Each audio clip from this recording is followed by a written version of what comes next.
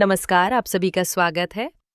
आज हम प्रस्तुत कर रहे हैं नाग पंचमी की ये महान कथा।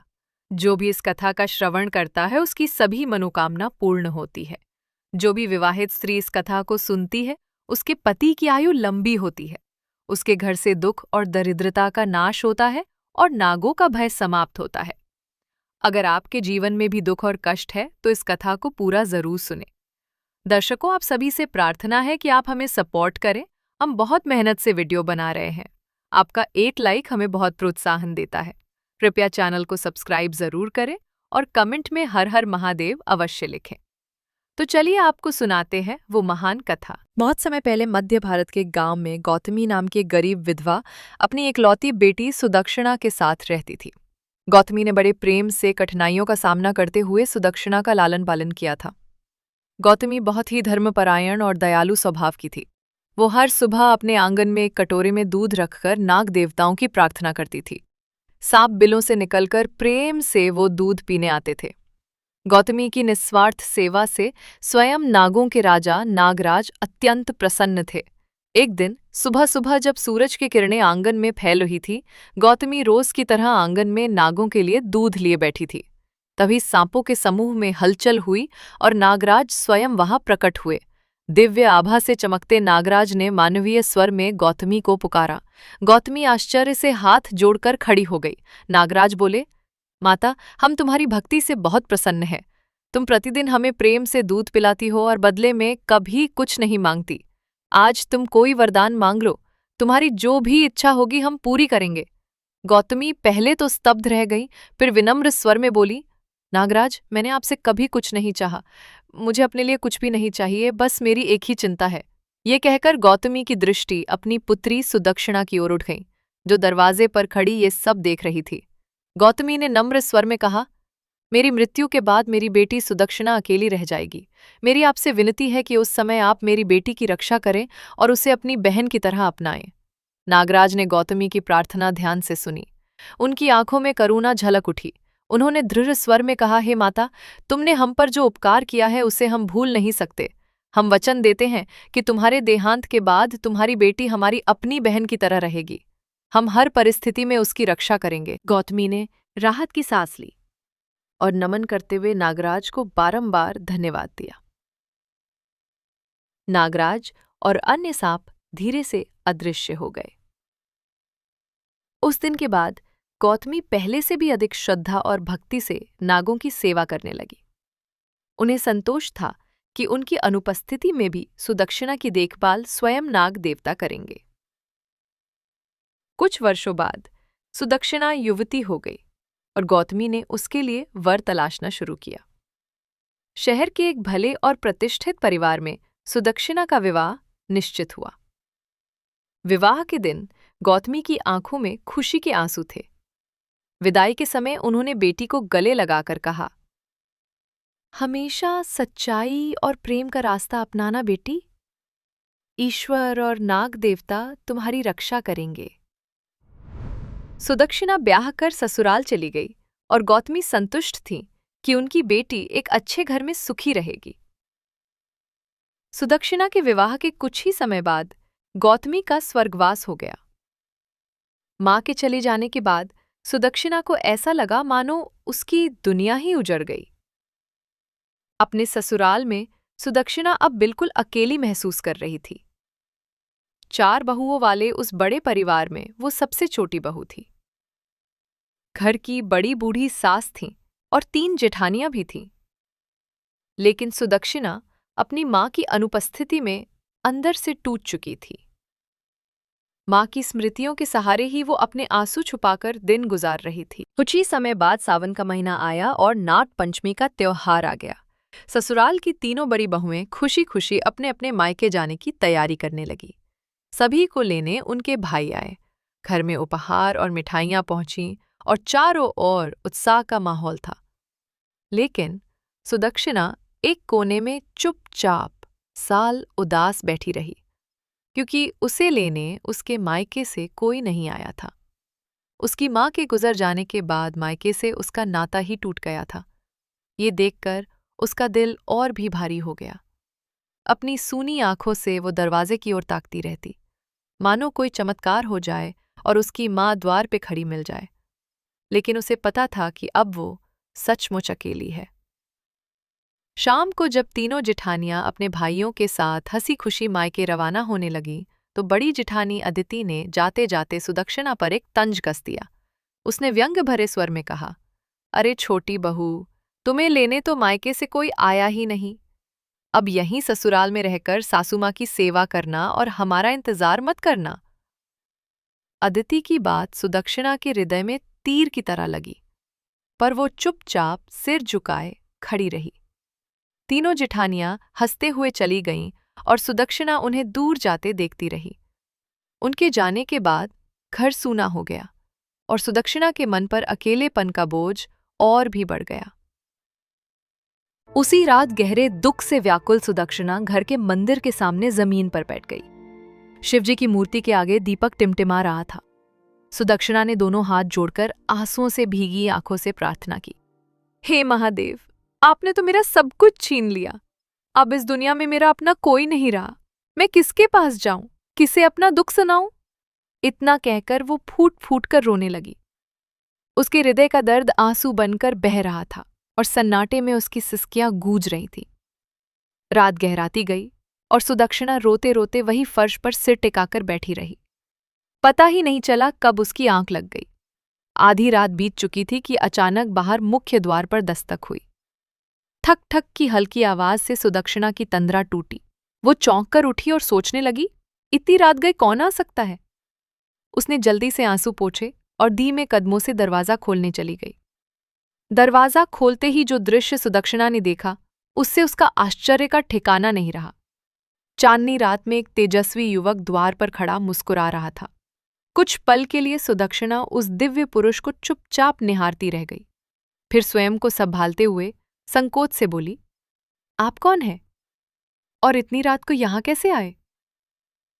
उसकी आवाज आश्चर्य और संकोच से भर गई। युवक ने कोमल हंसी के साथ कहा, बहन, क्या तुमने मुझे पहचाना नहीं? मैं तुम्हें लेने आया हूं। सुदक्षिणा को बहन शब्द सुनकर अचरज हुआ। जीवन में पहली बार किसी अनजान पुरुष ने उसे बहन कहकर पुकारा था। वो हकलाकर बोली, मेरा तो कोई भाई नहीं है, फिर आप मुझे बहन कैसे कह सकते हैं? उसकी आंखों में अनगिनत सवाल तैर रहे थे। उस सुंदर युवक ने आगे बढ़कर सुदक्षिणा के आंसुओं से भीगे चेहरे को देखा और नरम आवाज में बोला, सच में तुम मेरी बहन हो। तुम्हारी माँ गौतमी रोज हमें नागों को दूध पिलाती थी। उनकी भक्ति से प्रसन्न होकर मैंने उन्हें वचन दिया था कि उनके जाने के बाद मैं तुम्हें अपनी बहन की तरह रखूंगा और तुम्हारी रक्षा करूंगा। मैं वही वचन निभाने आज तुम्हारे पास आया हूं। मैं नागराज हूं। ये सुनकर सुदक्षिणा की आंखें आश्चर्य से फैल गईं। वो अविश्वास और हैरत से युवक का चेहरा तकने लगी। नागराज ने मुस्कुराते हुए अपनी शक्ति से सुदक्षिणा को उसका बचपन याद दिला दिया। सुदक्षिणा ने साफ देखा कि बचपन में उसकी माँ गौतमी प्यार से नागों को दूध पिलाती थीं और नन्ही सुदक्षिणा पास खड़ी होकर ये दृश्य निहारा करती थी। जादुई स्मृति समाप्त होते ही सुदक्षिणा को सब कुछ स्पष्ट हो गया। उसने अविश्वास से नागराज की ओर देखते हुए धीमी आवाज में कहा, अब मुझे सब याद आ गया। मेरी माँ सचमुच नागों को दूध पिलाती थी। मैं बचपन में उनके पास खड़ी ये सब देखा करती थी। उसके चेहरे पर आश्चर्य, खुशी और भावुकता के भाव थे। वो तुरंत नागराज के चरणों में झुक गई और बोली, आप वास्तव में मेरे ही भाई हैं, जो माँ को दिया वचन निभाने आए हैं। मुझे क्षमा करें, मैं आपको पहचान नहीं सकी थी। नागराज ने सुदक्षिणा को स्नेहपूर्वक हाथों से पकड़कर ऊपर उठाया। उनकी आंखों में भी बहन के लिए स्नेह झलक रहा था। फिर नागराज ने कहा, अब देर मत करो बहन, चलो मेरे साथ नागलोक। सुदक्षिणा ने एक पल को पीछे मुड़कर सूने आंगन और सोई हुई सासू माँ की ओर देखा। फिर मन में निश्चय करते हुए दरवाजा बंद किया और बिना किसी भय के नागराज के साथ चल पड़ी। नागराज ने अपनी दिव्य शक्ति का प्रयोग किया और पल भर में दोनों को नागलोक पहुंचा दिया। सुदक्षिणा ने आंखें बंद कीं और जब खोला तो खुद को एक भव्य सुनहरी द्वार के सामने खड़ा पाया। नागराज ने बताया, यह है नागलोक का प्रवेश द्वार। द्वार अपने आप खुल गया और वे दोनों भीतर प्रविष्ट हुए। नागलोक का दृश्य सचमुच अद्भुत था। वहां सूरज निकले बिना भी चारों ओर उजाला फैला हुआ था और हवा में हजारों फूलों की मंद सुगंध तैर रही थी। दूर दूर तक हरियाली थी और रंग बिरंगे फूल खिले हुए थे। सोने और चांदी के बने अनेकों महल चमक रहे थे, जिन पर बहुमूल्य रत्न जड़े थे। कई नाग देवता अपने वास्तविक स्वरूप या मानव रूप में इधर उधर आ जा रहे थे और सबके चेहरों पर संतोष और प्रसन्नता थी। कुछ ही देर में नागराज सुदक्षिणा को लेकर मुख्य महल के द्वार पर पहुंचे। यही नागमहल था जहां नागराज की माता नागमाता विराजमान थी। महल के अंदर प्रवेश करते ही सुदक्षिणा ने देखा कि सामने सिंहासन पर एक भव्य महिला बैठी है। उनका स्वरूप अलौकिक था। आंखों में तेज था, पर चेहरे पर मातृत्व की कोमलता भी थी। वे नागमाता थी। उनके आसपास कई नाग नागिनें श्रद्धापूर्वक खड़ी थीं। नागमाता ने सुदक्षिणा को देखते ही प्रेम से बाहें फैला दीं। सुदक्षिणा संकोच के साथ आगे बढ़ी। नागमाता ने उसे अपने आलिंगन में भर लिया और उसके माथे पर प्यार से हाथ रखा। उन्होंने कहा, आओ बेटी, तुम्हारा ही इंतजार था। ये अब तुम्हारा अपना घर है। यहां बिल्कुल मत घबराना। नागराज ने मुस्कुराकर नागमाता से कहा, माता, यही गौतमी की पुत्री सुदक्षिणा है। अब से ये हमारी छोटी बहन होगी। नागमाता ने प्रसन्नता से सिर हिलाया और सुदक्षिणा की ओर प्यार भरी दृष्टि से देखा। बिल्कुल, वे बोली, ये यहां अपने मन से रह सकती है जितने दिन चाहे। सुदक्षिणा को महल में रहने के लिए एक सुंदर कक्ष दिया गया। वो कमरा किसी राजकुमारी के महल जैसा सजा हुआ था। रेशमी पर्दे, जगमगाते रत्नों की सजावट और मखमली बिस्तर देखकर सुदक्षिणा मंत्रमुग्ध रह गई। उसे यकीन ही नहीं हो रहा था कि ये सब उसके लिए है। उसके मन में कृतज्ञता उमड़ पड़ी और उसने मन ही मन ईश्वर और नाग परिवार को धन्यवाद दिया कि उसे इतना मान सम्मान और स्नेह मिल रहा था। कुछ दिन बाद एक सुबह नागमाता ने सुदक्षिणा को अपने पास बुलाया। प्यार से उसके सिर पर हाथ फेरते हुए नागमाता बोली, बेटी, हमारे नाग बालकों को भी तुम्हारे जैसे स्नेह की आवश्यकता है। क्या तुम उन्हें अपने हाथों से दूध पिला सकती हो? सुदक्षिणा ने विनम्रता से सिर हिलाकर कहा, जी माता, ये तो मेरे लिए बहुत सौभाग्य की बात होगी। उसने सोचा कि जिस तरह उसकी माँ गौतमी नागों को दूध पिलाती थी, उसी तरह सेवा करने का अवसर उसे भी मिल रहा है। सुदक्षिणा उत्साह से रसोई में गई और दूध गर्म करने लगी। उसने एक बड़े पात्र में दूध उबलने रखा, पर ध्यान हट जाने से दूध जरूरत से ज्यादा गर्म हो गया।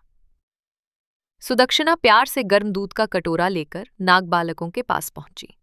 वहां करीब 4-5 छोटे नाग बच्चे प्रतीक्षा कर रहे थे। उनमें से 2 प्रमुख नाग बालक थे, अरुण और वरुण, जो नागराज के छोटे भाई थे। सुदक्षिणा ने मुस्कुराते हुए कहा, आओ बच्चों, दूध पी लो, और एक एक कर सभी नाग बच्चों के आगे कटोरा बढ़ा दिया। जैसे ही नाग बालकों ने पहला घूंट लिया, कुछ बच्चे चीख पड़े। दूध बहुत ज्यादा गर्म था और उससे उनके मुंह जल गए। अरुण तुरंत तिलमिलाकर फुफकारते हुए बोला, ये क्या किया तुमने? हमारा मुंह जल गया है। इतना गर्म दूध लेकर क्यों आई? चारों ओर नाग बच्चे दर्द से फुफकारने लगे और कुछ ने गुस्से में सुदक्षिणा की ओर अपने फन उठा लिए। सुदक्षिणा ये देख बुरी तरह घबरा गई। उसके चेहरे का रंग उड़ गया। कांपती आवाज में वो बोलने लगी, बच्चों, मुझसे गलती हो गई, मुझे माफ कर दो। सच में मुझे पता नहीं था कि दूध इतना गर्म है। उसने कटोरा एक ओर रख दिया और हाथ जोड़कर विनती करने लगी। उसके आंखों से आंसू टपकने लगे। उसे इस बात का बेहद दुख था कि जिन लोगों ने उसे इतना प्रेम दिया, उन्हीं के बच्चों को उससे कष्ट पहुंचा। तभी शोर सुनकर नागमाता वहां आ पहुंची। उन्होंने तुरंत बच्चों को अपनी ओर बुलाकर उनके जले हुए मुख देखे। नाग बालक अभी भी गुस्से में भरकर बड़बड़ा रहे थे। नाग माता ने कड़क स्वर में कहा, बस अब शांत हो जाओ बच्चे। नाग माता की आवाज सुनते ही अरुण वरुण सहित बाकी बच्चे एकदम चुप तो हो गए, पर उनकी आंखों में क्रोध के आंसू चमक रहे थे। फिर नाग माता ने नरम निगाह से सुदक्षिणा की ओर देखा, जो सिर झुकाए रो रही थी। पास आकर नागमाता ने उसके आंसू पोंछते हुए प्यार से कहा, बेटी चिंता मत करो, तुमसे अनजाने में भूल हुई है। फिर उन्होंने बच्चों की तरफ मुड़कर समझाया, ये हमारी अतिथि है और हमारी बहन के समान है। इसने जानबूझकर तुम्हें कष्ट नहीं दिया, इसे माफ कर दो। बच्चे नागमाता की बात पर चुप तो हो गए, लेकिन मन ही मन कुढ़ते रहे। वे अपमान और पीड़ा से भरे हुए थे। अरुण ने लाल आंखों से सुदक्षिणा को घूरकर धीरे से फुफकारते हुए कहा, हम इस गलती को इतनी आसानी से नहीं भूलेंगे।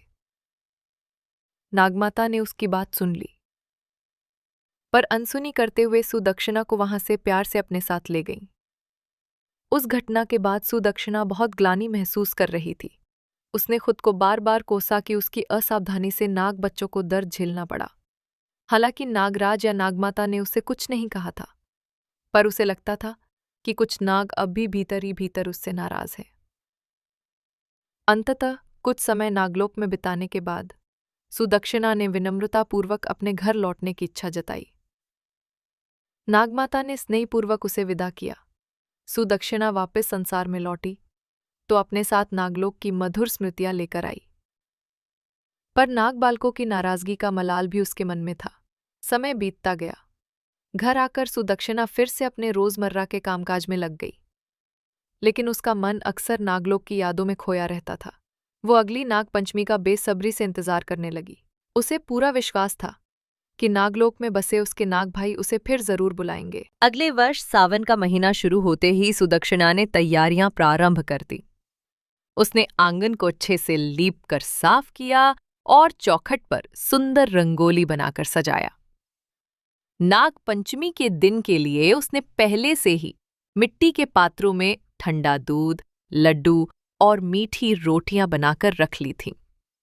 फूलों की सुंदर मालाएं भी तैयार थीं, ताकि वे नाग देवताओं का आदर सत्कार प्रेम पूर्वक कर सके। उधर नागलोक में नाग पंचमी का दिन आने पर नागराज की माता नागमाता ने अपने 2 पुत्रों अरुण और वरुण को सुदक्षिणा को लिवा लाने के लिए कहा। दोनों भाई गत वर्ष की घटना को भूले नहीं थे और मन ही मन बदला लेने की ठान चुके थे। मां का आदेश मानकर वे नागलोक से प्रस्थान तो कर गए, लेकिन रास्ते भर उसी बारे में बात करते आए। उड़ते हुए अरुण ने क्रोध में फुफकार कर कहा, इस बार हम उस स्त्री को नहीं छोड़ेंगे जिसने हमारा मुंह जला दिया था। आज मौका मिला है तो उसे डसकर अपना बदला पूरा करेंगे। वरुण ने भी गुस्से से सहमति में सिर हिलाया। हाँ, उसे सबक सिखाना ही होगा। शाम ढलते ढलते अरुण और वरुण सुदक्षिणा के गांव पहुंच गए। दूर से ही उन्होंने देखा कि सुदक्षिणा के घर का आंगन फूलों और रंगोली से सजा हुआ है। द्वार पर दूध और मिठाइयों का थाल सजाकर रखा है, मानो किसी देव अतिथि के स्वागत की तैयारी हो रही हो। कि देखकर अरुण और वरुण एक पल को अचंभित हुए, फिर भी दोनों मन में बदले की आग लिए फुफकारते हुए आगे बढ़ गए। उसी वक्त सुदक्षिणा को आंगन में कुछ आकृतियां दिखाई दी। समझते देर न लगी कि उसके नाग भाई आ गए हैं। उनका आगमन देखते ही सुदक्षिणा का चेहरा खुशी से खिल उठा। पुत तुरंत आगे बढ़कर जमीन पर झुक गई और बोली, स्वागत है मेरे भाइयों। अरुण और वरुण अपने मन में क्रोध लेकर आए थे, पर सुदक्षिणा को बिना किसी भय के इस प्रकार प्रेम से आगे बढ़कर स्वागत करते देख एकदम चौंक गए। सुदक्षिणा ने श्रद्धापूर्वक हाथ जोड़कर उन्हें प्रणाम किया और उनके फनों पर हल्दी चंदन का तिलक लगाया। फिर उसने अपने हाथों से उनके गले में फूलों की मालाएं पहना दी। दोनों नाग भाई यह प्रेम और आदर देखकर अवाक रह गए। जो क्रोध वे मन में संजोकर लाए थे उस पर जैसे ठंडे जल की धार पड़ गई। सुदक्षिणा ने थाल में रखा कटोरा उठाया और मधुर स्वर में बोली, आप लोग दूर से थक कर आए होंगे, पहले ठंडा दूध पी लीजिए और प्रसाद में मीठी रोटी भी चख लीजिए। अरुण और वरुण ने एकटक सुदक्षिणा के चेहरे की ओर देखा, जहां निष्कपट स्नेह छलक रहा था। फिर चुपचाप बारी बारी से कटोरे से शीतल मीठा दूध पी लिया। सुदक्षिणा ने अपने हाथों से उन्हें दूध पिलाया और गुड़ व आटे से बनी मीठी रोटियां भी प्रेम पूर्वक खाने को दी। दूध पीकर और इतने प्रेम भरे आतिथ्य को पाकर नाग बच्चों का सारा क्रोध काफूर हो गया। अरुण ने लज्जित होकर धीमे स्वर में फुफकारते हुए कहा, सुदक्षिणा बहन, पिछले साल हमसे बहुत बड़ी भूल हो गई। हम आवेश में आकर तुम्हें दोष देने लगे थे। सुदक्षिणा ने देखा कि अरुण की आंखों में पछतावा है। उसकी बात खत्म होते होते अरुण ने अपना फन सुदक्षिणा के चरणों में झुका दिया। ये नागों के अनुसार सम्मान प्रकट करने का संकेत था। सुदक्षिणा की आंखें ये देख भर आईं। वो झट से घुटनों के बल बैठ गईं और अपना आंचल अरुण के फन के नीचे रखकर उसे चरणों से हटा दिया। भावुक स्वर में बोली, भैया, ऐसा न करो। गलती तो मुझसे ही हुई थी। तुम बच्चों को मैंने कष्ट दिया, उसके लिए तो मुझे ही क्षमा मांगनी चाहिए। दोनों पक्षों के मन अब पूरी तरह साफ हो चुके थे।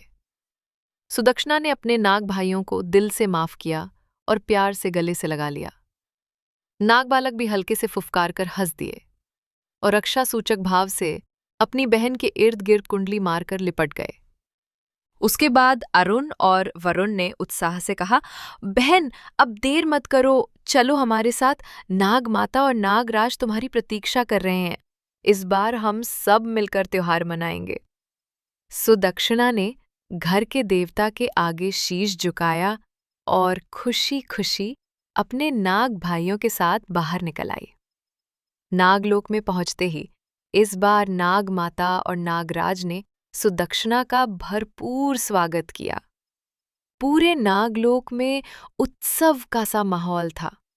नागराज ने अपने खजाने से बहुमूल्य स्वर्णाभूषण और माणिक मोती सुदक्षिणा को उपहार स्वरूप भेंट किए, जिन्हें सुदक्षिणा ने नम्रतापूर्वक स्वीकार किया।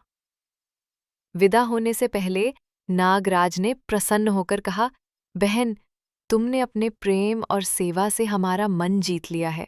तुम्हारी भक्ति के प्रतिफल स्वरूप मैं तुम्हें वरदान देता हूँ कि आज से जो भी स्त्री नाग पंचमी के दिन श्रद्धापूर्वक नागों को ठंडा दूध पिलाएगी, उसके परिवार को कभी सर्पदंश का भय नहीं होगा।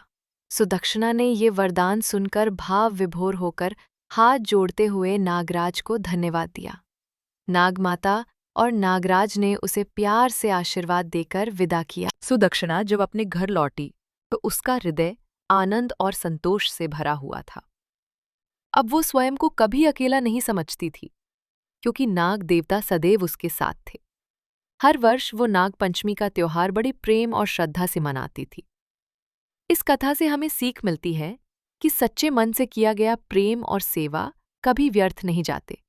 निस्वार्थ भक्ति से ईश्वर और प्रकृति प्रसन्न होकर कठिन समय में हमारा सहारा बनते हैं। तो दोस्तों, ये थी नाग पंचमी की महान कथा। उम्मीद है आपको ये कथा पसंद आई होगी। वीडियो को लाइक ज़रूर करें और कमेंट में जय नाग देवता और हर हर महादेव अवश्य लिखें। साथ ही चैनल को सब्सक्राइब करना ना भूलें। आप सभी का धन्यवाद।